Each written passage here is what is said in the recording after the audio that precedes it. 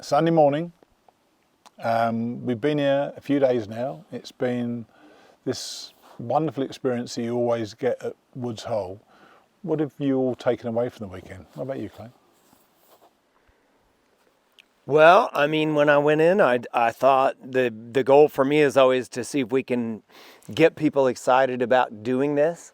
And I would say, without having interviewed anybody, but looking at facial expressions and so forth, even last night at what amounts to the last session, I saw a lot of interested faces and interested eyes. And that's my goal, you know.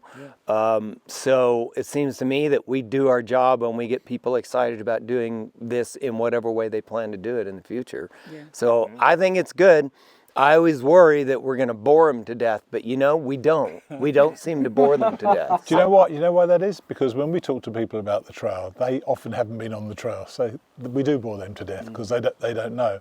The people who are here were here because they have a dream somewhere in their future. Maybe it's a section hike, maybe it's a through hike, but they want to do something that we know something about. Yeah.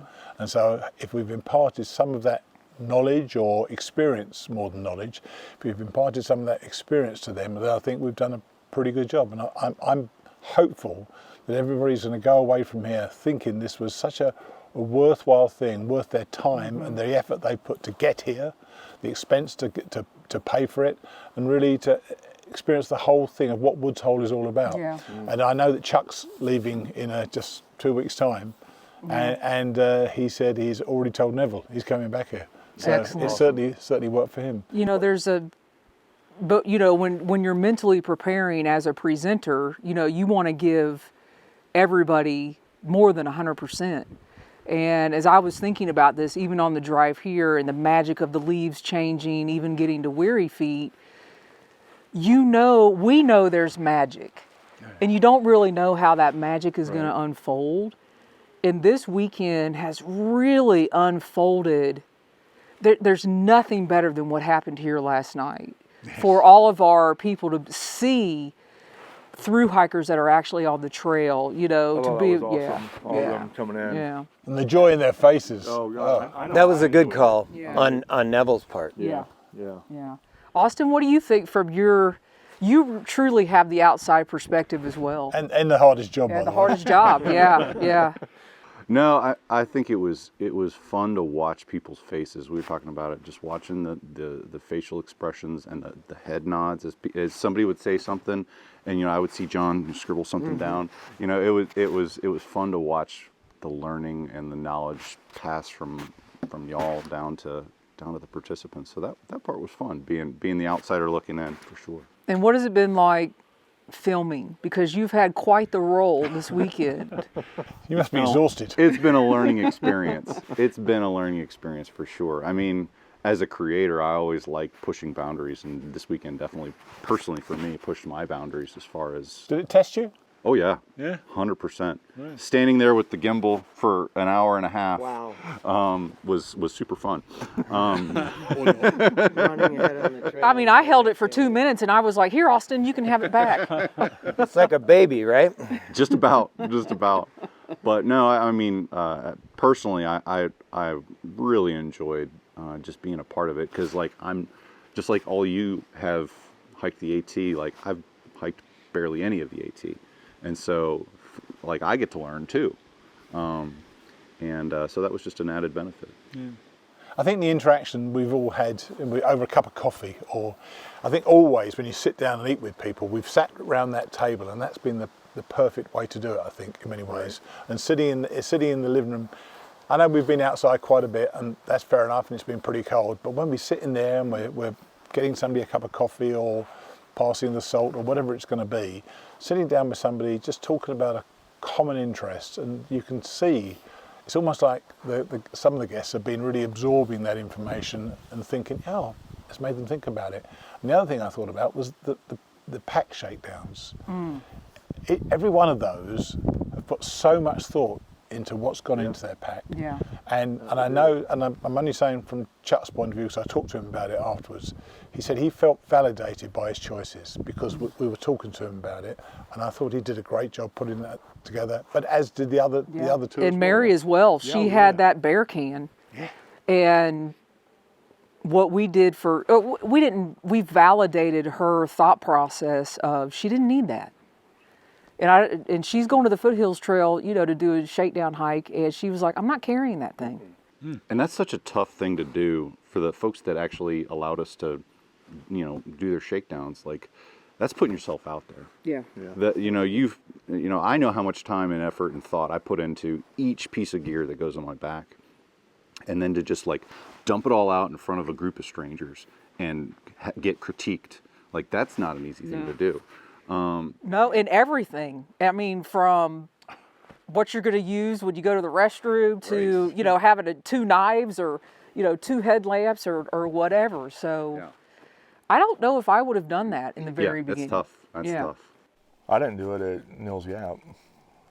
I did. They wanted to, but I did it years ago. I was a member of the Appalachian Trail Club of Florida, and I told them I was going to hike the trail, never having hiked, so they didn't think I was going to make it. And I brought my pack along. They laughed at virtually every single piece of gear I brought out. I bought the best of everything I could possibly do without any thought of how they actually interacted with each other. But having that, and I wouldn't say it was, I didn't feel validated by my choices, but I hope that the people who did the shakedown were confident enough in their own gear and confident enough from what we said to them that it made sense to them as well. So I'm very happy we did that, and I think that's certainly something, when we do this in the future, that we should be doing that more and more, and getting more people to bring their packs and let's go through it. We're not saying you shouldn't be taking something, we're just saying, just think about it in this way. Yeah. I love what you said. If I'm going to do this in the future, putting your clothes, your clean clothes, dry clothes, at the bottom of your sleeping bag. I've never done that before. Oh, okay. And do you put your bag in a stuff sack then? Yes. So you got a bigger Dry stuff sack. sack. No, it's a, Same? yeah. Yeah, it all crushes. I just shove it all in there.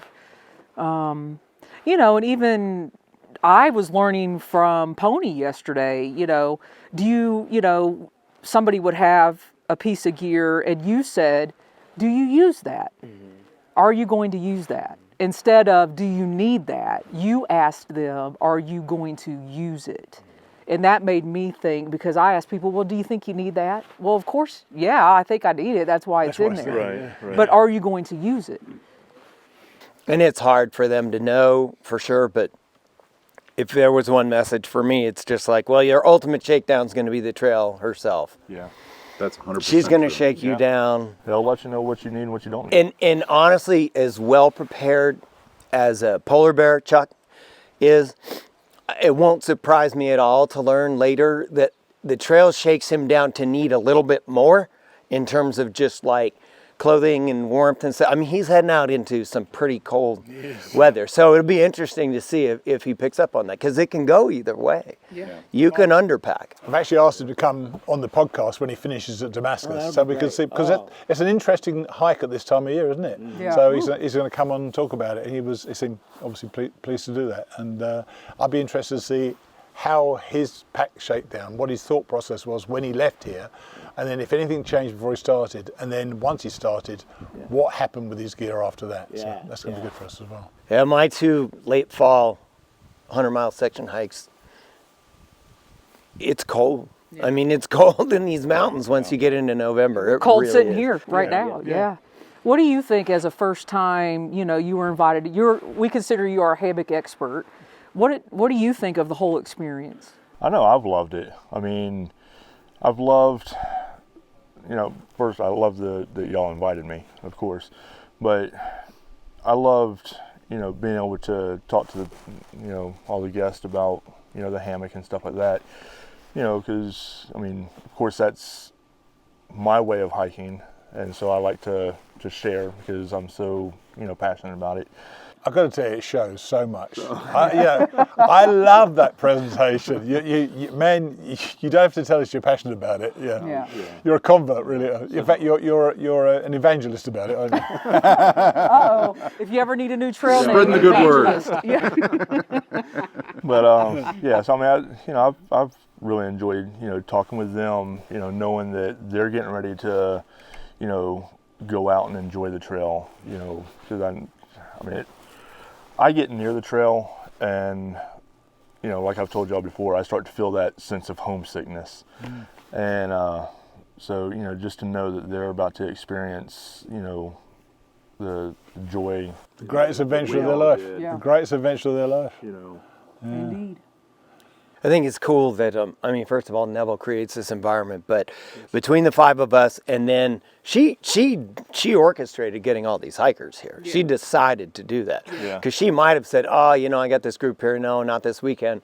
But I would like to think that the group got a little bit of taste of the people part, the camaraderie, that just falls together so easily. Even these guys are in their own world and they look at us as sort of outsiders, but give us a little bit of chance to intermingle. And we're talking to, I don't know if you have, I've talked to a lot of them, and I hope that the group got a sense of just a taste of that, because that's such an appealing part of this whole world for me.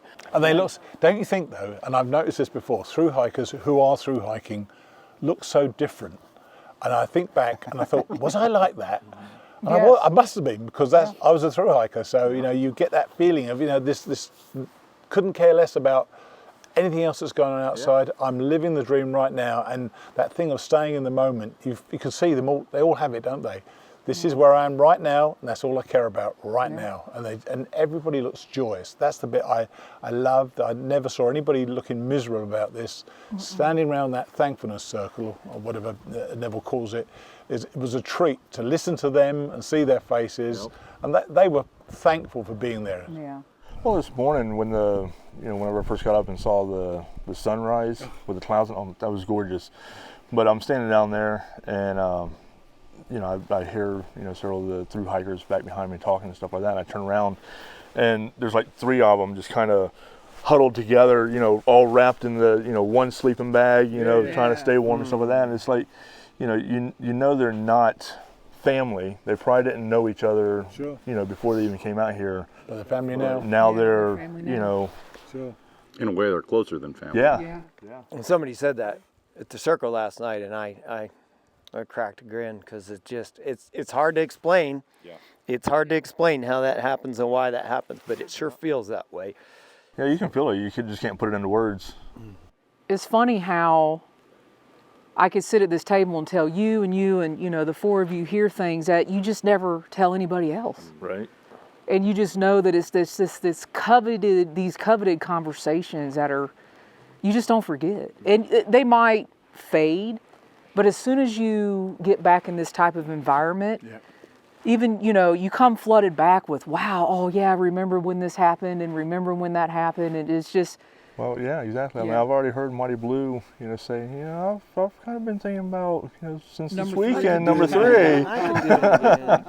And I've been seen and photographed petting a dog, which is something I also don't do. And also, whenever I was out there, getting ready to take my stuff up, Mighty Blue's like, I might be able to I'm thinking about getting one of these hammock things. Drinking that Kool-Aid. And I gotta say, I wrote about it a little bit in my PCT book and talked about it on a couple of podcasts, but it sounds like a negative thing, and it's not, but I call it the snow globe world that we're in when we're out here on the trail, and you can see it in these guys. You can hear it in the way they talk. And the tragic truth is, it mostly does not translate back into the real world. It doesn't. You talked about that last night. Yeah, and I'm 12 years old and I want it to. I want it to stay that way. But if you really like it, you will keep the embers, glowing of whatever piece of it that you can, those few friends that you will hang on to. Because they probably right now, they feel like all 20 of them or 30 or whatever, they'll be lifelong friends, and they won't. They won't. It's going to be a small number of people. We'll stay in touch. But you blow on that ember and keep it going, and some people will go on to the next trail, or some people will come back here, and it's it's an effort. It's an effort to continue to participate in the community, and it always is sad to me when people I really, really like do just sort of drop out. People I spent time with that felt so close, but you find the people who want to stick We're around. not going to end on that negative. See, I don't think of it as a negative. Yeah, I think of it as positive, because it's like making a decision.